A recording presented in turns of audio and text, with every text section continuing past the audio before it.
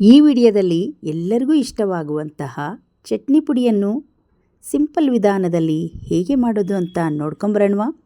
ಎಲ್ಲರಿಗೂ ನಮಸ್ಕಾರ.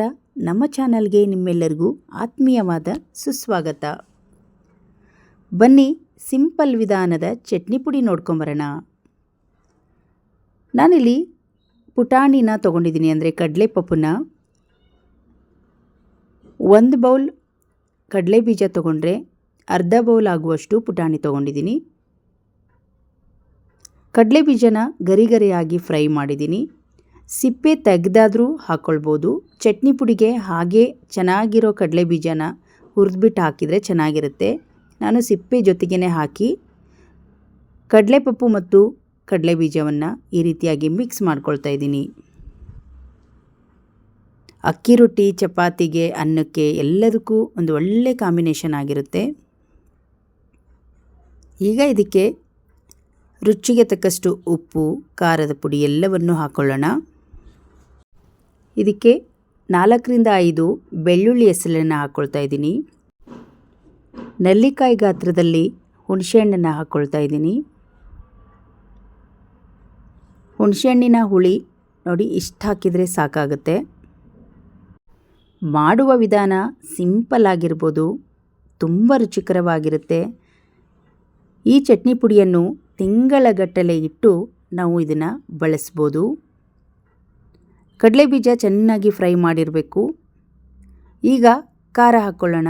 ನಾನಿಲ್ಲಿ ಬ್ಯಾಡಗಿ ಮೆಣಸಿನ ಪುಡಿಯನ್ನು ಒಂದು 2 ಚಮಚದಷ್ಟು ಹಾಕ್ಕೊಳ್ತಾ ಇದ್ದೀನಿ.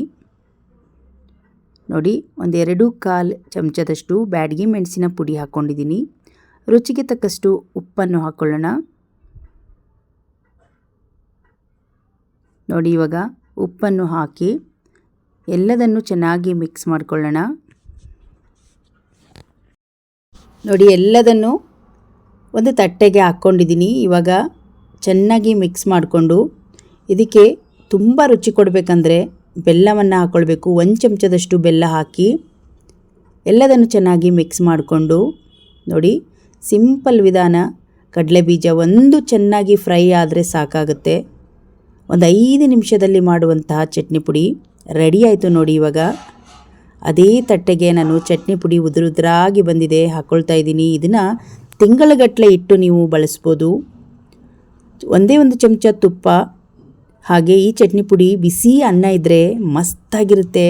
ಬಿಸಿ ಅನ್ನದ ಜೊತೆ ಕಲಿಸ್ಕೊಂಡು ತಿನ್ನೋಕ್ಕೆ, ಮತ್ತು ಚಪಾತಿ ಜೊತೆಗೆ, ಅಕ್ಕಿ ರೊಟ್ಟಿಗಂತೂ ತುಂಬ ಚೆನ್ನಾಗಿರುತ್ತೆ. ಬಿಳಿ ಬುತ್ತಿ ಅಂತ ಮಾಡ್ತೀವಿ ನಾವು, ಆ ಬಿಳಿ ಬುತ್ತಿಗಂತೂ ತುಂಬ ಚೆನ್ನಾಗಿರುತ್ತೆ. ನೆಕ್ಸ್ಟ್ ವಿಡಿಯೋದಲ್ಲಿ ಶೇರ್ ಮಾಡ್ತೀನಿ ಬಿಳಿ ಬುತ್ತಿ ಹೇಗೆ ಮಾಡೋದು ಅಂತ. ಉದುರಾಗಿರುವ ಚಟ್ನಿ ಪುಡಿ ರೆಡಿ ಆಯಿತು. ನೀವು ಕೂಡ 1 ತಿಂಗಳು ಆಗೋ ಹಾಗೆ ಒಂದು ಡಬ್ಬಿಯಲ್ಲಿ ಮಾಡಿ ಚಟ್ನಿ ಪುಡಿನ ಮಾಡಿಟ್ರೆ ಎಲ್ಲರಿಗೂ ಕೂಡ ಇಷ್ಟ ಆಗುತ್ತೆ. ಇದೇ ರೀತಿಯಾಗಿ ಒಣ ಕೊಬ್ಬರಿಲಿ ಕೂಡ ಮಾಡ್ಬೋದು, ಎಳ್ಳಿನಲ್ಲಿ ಮಾಡ್ಬೋದು, ಹುಚ್ಚೆಳ್ಳಲ್ಲಿ ಮಾಡ್ಬೋದು, ಬರೀ ಪುಟಾಣಿಯನ್ನು ಹಾಕಿ ಮಾಡ್ಬೋದು. ಯಾವುದೇ ಒಂದು ಚಟ್ನಿ ಪುಡಿ ಬೇರೆ ಬೇರೆ ಥರ ರುಚಿಯಾಗಿರುತ್ತೆ. ಎಲ್ಲದಕ್ಕಿಂತ ಒಂದು ರುಚಿ ಕೊಡೋದು ಅಂದರೆ ಈ ಶೇಂಗಾ ಚಟ್ನಿ ಪುಡಿ ತುಂಬ ಚೆನ್ನಾಗಿರುತ್ತೆ. ಇವತ್ತಿನ ಸಿಂಪಲ್ ವಿಧಾನದ ಈ ಚಟ್ನಿ ಪುಡಿ ನಿಮಗೆ ಇಷ್ಟ ಆದರೆ ಒಂದು ಲೈಕ್ ಮಾಡಿ, ನಮ್ಮ ಚಾನಲನ್ನು ಸಬ್ಸ್ಕ್ರೈಬ್ ಮಾಡ್ಕೊಳ್ಳಿ. ಧನ್ಯವಾದ.